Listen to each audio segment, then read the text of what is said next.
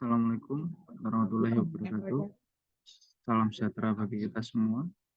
Yang saya hormati Ibu Bapak dan rekan-rekan semuanya, izinkan saya Ardiansyah Wicaksono mengimplementasikan rencana judul tesis saya nanti, yaitu model RBPR, yaitu model prediksi tingkat kesehatan bank berdasarkan risiko bagi perusahaan perbankan yang terdaftar di Bursa Efek Indonesia. Yang melatar belakangi tesis ini adalah bank yang berperan sebagai perantara keuangan dapat berfungsi dengan baik dan diharapkan dapat memberikan dampak positif bagi perekonomian negara sehingga dibutuhkan sektor perbankan yang sehat. Regulator telah menilai kesehatan bank yang beroperasi di OJK sejak tahun 2014 melalui OJK atau Otoritas Jasa Keuangan. Sistem pemeringkatan kesehatan Indonesia telah berubah dari pendekatan KEMLOS menjadi pendekatan RBPR atau Risk Based Bank Rating. Dalam menilai stabilitas suatu bank, RBPR mempertimbangkan 4 aspek sebagai aspek material.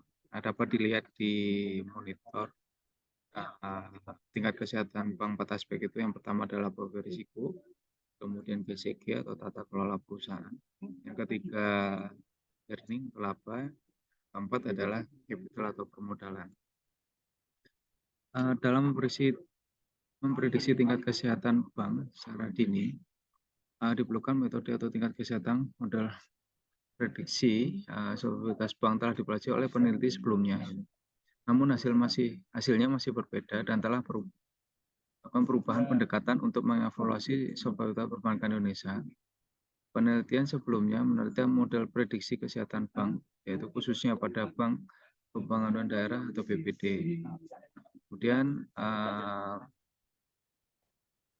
adanya keterbatasan penelitian sebelumnya yang disebabkan oleh subjek yang diselidiki. Penelitian ini mengkaji variabel analisis hanya pada Bank Pembangunan Daerah di Indonesia. Untuk itu perlu dilakukan penelitian lebih lanjut gitu ya pada kelompok bank lain, salah satunya bank yang tercatat di Bursa Efek Indonesia atau emiten perbankan, sehingga membuka minat peneliti untuk melakukan penelitian kesehatan khususnya pada tingkat kesehatan bank, kesehatan pada emiten perbankan.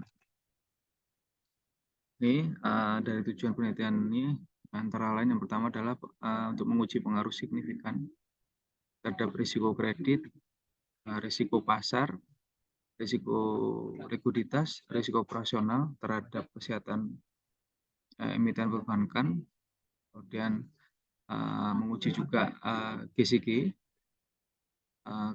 terhadap kesehatan emiten perbankan. Selanjutnya menguji pengaruh rentabilitas gitu, maupun permodalan terhadap kesehatan emiten. Kemudian menguji dan menganalisa dampak moderasi dari GCG pada hubungan risiko bisnis yang dihadapi bank dan skor kesehatan emiten perbankan. Antara adalah untuk menguji dan menganalisis dampak mediasi GCG terhadap hubungan rentabilitas dengan skor kesehatan emiten perbankan.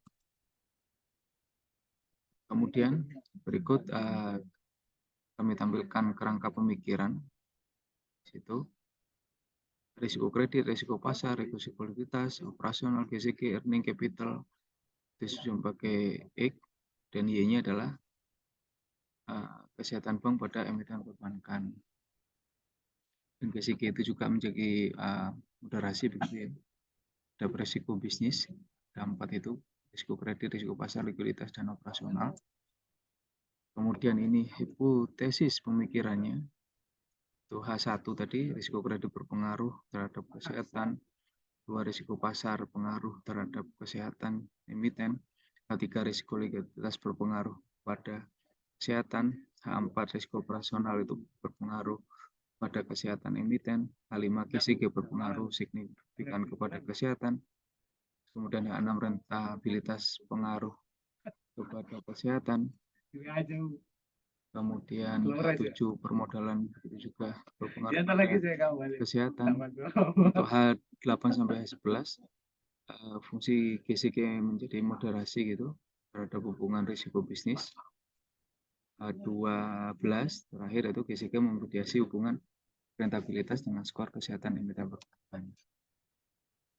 Untuk metode penelitian, yang pertama ada rancangan penelitian.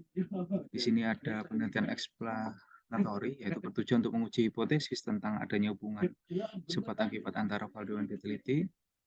Penelitian kuantitatif, karena dalam penelitian ini data diukur, kemudian variabel yang diukur dengan angka diidentifikasi, kemudian dianalisis menurut prosedur statistik yang berlaku. Kemudian ada penelitian sekunder gitu ya, berdasarkan sumber informasi yang didapat, itu menggunakan informasi yang diperoleh secara tidak langsung atau dari sumber yang ada. Dari perspektif dimensi waktu, penelitian menggunakan model pengumpulan data ketika beberapa sampel dan beberapa periode waktu yang diambil. Kemudian lanjut untuk ruang lingkup penelitian. Di sini ada data kinerja dan rasio keuangan emiten perbankan, dan data GCG, data tingkat kesehatan, dan data periodenya itu yaitu 2018 hingga 2022. Selanjutnya untuk diidentifikasi variabel, di sini variabel dependent itu tingkat kesehatan bank emiten itu sendiri, variabel independennya risiko kredit, risiko pasar, likuiditas, risiko operasional, kemudian kualitas GCG, earning capital, variabel moderasi tadi, GCG memoderasi hubungan risiko bisnis yang dihadapi terhadap skor kesehatan emiten perbankan.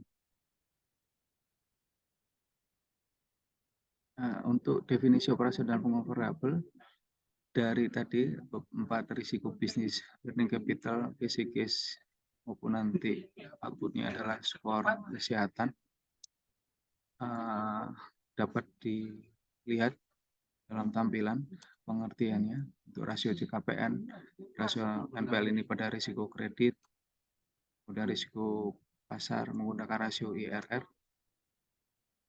kemudian rasio likuiditas itu menggunakan rasio LDR, rasio IPR,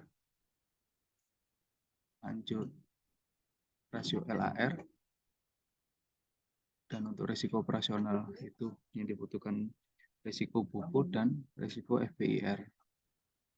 Untuk earning itu sendiri itu ada rasio ROA, rasio ROE, kemudian rasio NIM, kemudian untuk yang capital itu ada rasio CAR dan rasio FACR. Kemudian ada GCG juga.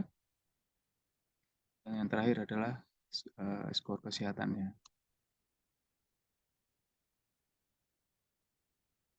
Untuk populasi dan teknik pengambilan sampel di sini yang diambil population adalah emiten perbankan, yaitu bank yang sudah go public, yaitu sebanyak 47 emiten perbankan. Dalam penelitian ini semua data populasi dilakukan penelitian sehingga dalam penelitian merupakan penelitian sensus. Ini saya ambil dari data IDX. Nanti bank-bank yang nanti akan kami teliti itu ada total 47 bank sebagaimana tampak pada layar. Kemudian untuk data dan metode pengumpulannya dalam menggunakan data sekunder, yaitu pengumpulan atau pengumpulan data dengan mencari atau mengunduh laporan keuangan publikasi ataupun laporan tahunan emiten perbankan tersebut, atau dari OJK gitu ya, atau dari IDX bursa, ini dari tahun 2018 hingga 2022. Kemudian selanjutnya data ini tidak ada laporan. Jika data tersebut tidak ada di laporan keuangan, maka dilakukan perhitungan manual gitu terkait rasio-rasio yang dibutuhkan. Terakhir ini teknik analisa data. Nah, setelah data untuk semua variabel ini sudah diperoleh, sudah didapat, akan dilakukan analisa data. Kedua adalah analisis deskriptif gitu, digunakan untuk mendeskripsikan hasil penelitian. Yang kedua analisis statistik, itu digunakan adalah PLS Warp dan analisa regresi linear ganda. Demikian presentasi saya, kurang lebihnya saya mohon maaf. Terima kasih. Wassalamualaikum warahmatullahi wabarakatuh.